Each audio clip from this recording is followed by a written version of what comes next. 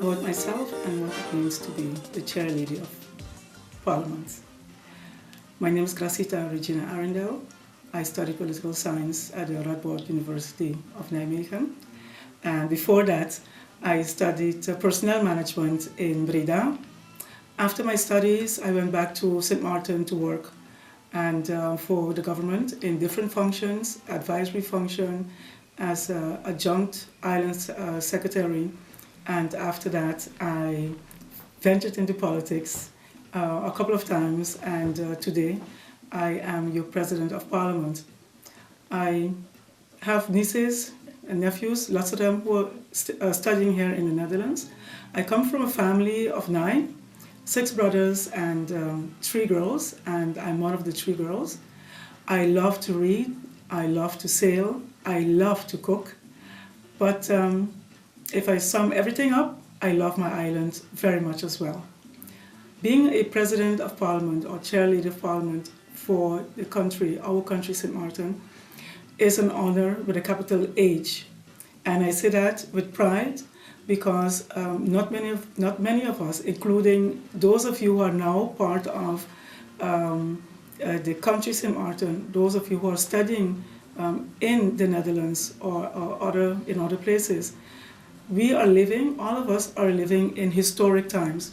And historic times mean that we are part and parcel of experiencing, but also having the opportunity to build our country.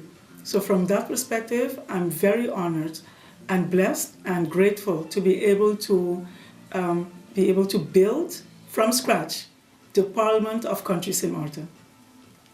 The purpose of this trip was to attend the Kingdom Concert here in The Hague, which is attended by invitation by the Presidents of Parliament of the countries Curaçao, Aruba and St. Martin and other invited guests. With this Kingdom Concert, which is usually attended on the 15th of December, which is Kingdom Day, but however, because of the celebration, the 200-year celebration of the Kingdom of the Netherlands, there was a special meeting, a special law also, which had to be handled in the States General. And this law had to do with a successor in the unlikely event, and I repeat it again, unlikely event of the passing of King Willem Alexander. What impressed me the most about the students that I met so far in the Netherlands is their vision, their passion, their knowledge about what they want, who they are, and where they want to go.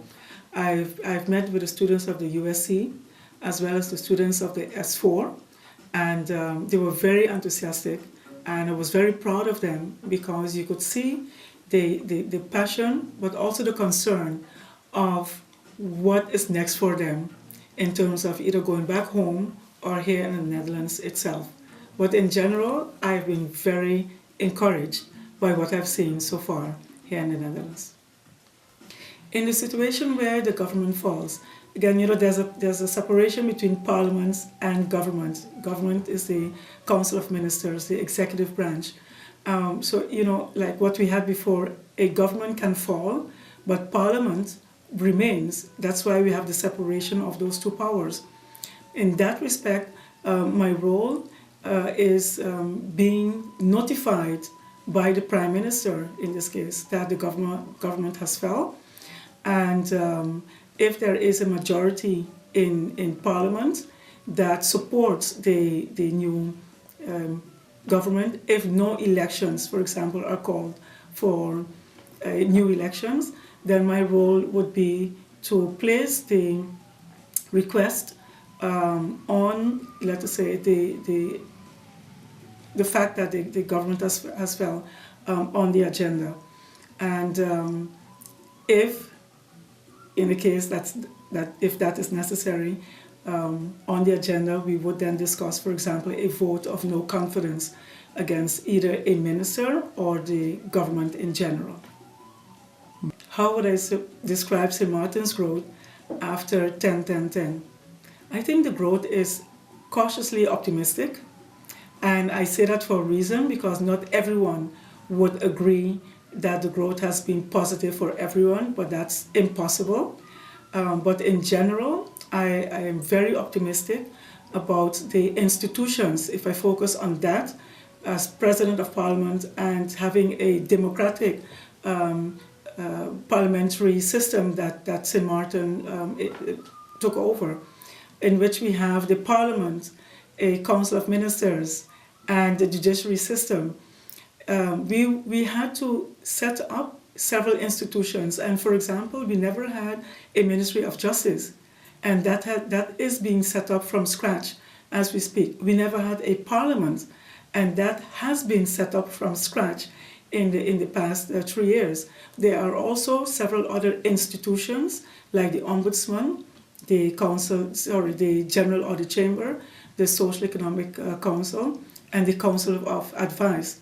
All of these are democratic institutions that make the country St. Martin a country within the kingdom, to which I strongly believe that we can be very proud of, given the short period of time that we had to set up our institutions. In addition to that, we had a very difficult situation that we faced as a country because of the budgetary deficits that we faced. So it was not easy for government to be able to set up the new institutions and recruit new personnel to fill in these functions. What do I think in terms of encouraging students to return to St. Martin after their studies? I also understand that there has been a forum in which several issues were of concern to these students: the infrastructure, corruption, and of course, how would they get a job? With regards to the infrastructure, I mentioned earlier that government has been setting up the different institutions. That is one. That is from the governmental side. From the part of the private sector, for example, I would encourage students to get in contact now while they're studying with the areas of interest that they would like to work in. Do not wait until the last minute. In terms of the last minute, meaning until only when you get home, then you start looking for a job. You need to be very proactive and start while you are in the Netherlands. I would encourage students, before they even consider coming back home, try to get more experience right here in the Netherlands or in the other countries of the European Union. Corruption. In terms of corruption, I share the concern that has their concern. I have always stood for transparency, accountability, good governance.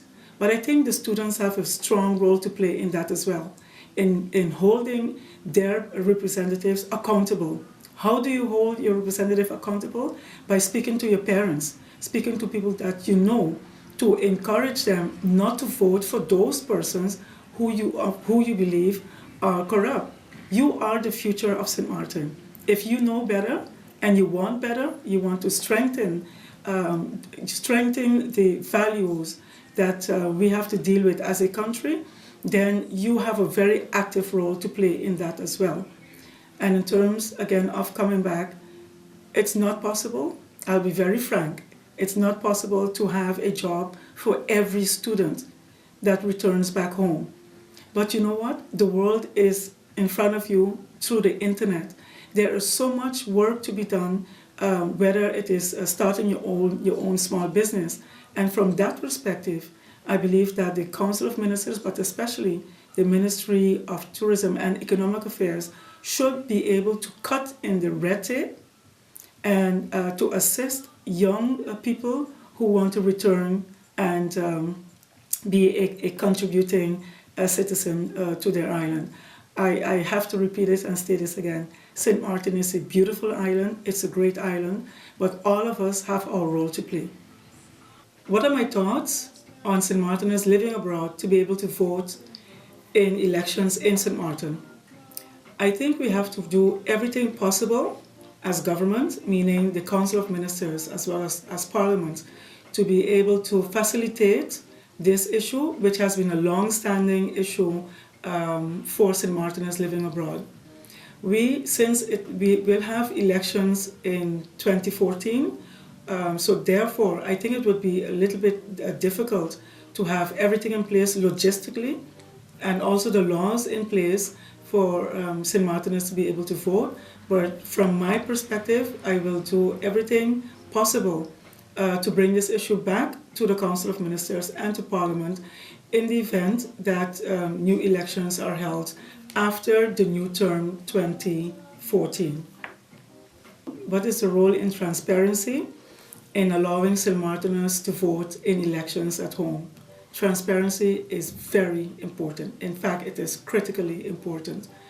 Therefore, once the laws are prepared and passed, which would allow St. Martiners to vote in, for example, the Netherlands or in the United States, that's where the largest concentration, if I'm not mistaken, of St. Martiners living abroad live or reside, then it is critical for us to make sure that the infrastructure is in place and that everything is in place to ensure that there's no fraud taking place with these elections. Our reputation as a country is at stake. If anything that is fraudulent, that would happen if and when we allow our citizens residing elsewhere to be able to vote in elections, thereby influencing the electoral results back home. My final message for those students, but also citizens residing in the Netherlands, is this: be a good citizen in the country where you're residing. St. Martin you are our ambassador. Study hard, stay out of trouble, get experience, have fun, travel, make your country proud, make your parents proud. We are a small group of people, but we are a very proud group of people. And when you are abroad, you are the ambassador of St. Martin. I would encourage you that, yes, life might not be easy, but you know what, if I may say that, I've been there as well. I was a student like you, and I worked very hard. My parents, who are still alive today, are very, very proud of me. And that pride, I translated back into the work that I do as your representative, as your President of Parliament of Country St. Martin. So don't discourage. I've met many of you during my visit here in the Netherlands, and you have encouraged me to work even harder or even better to be able to make sure that everything is in place for those of you who want to return back home. Stay in contact, stay out of trouble, love your country, and be the best student that you can be here in the Netherlands and representing your country, St. Martin, a country that all of us love dearly.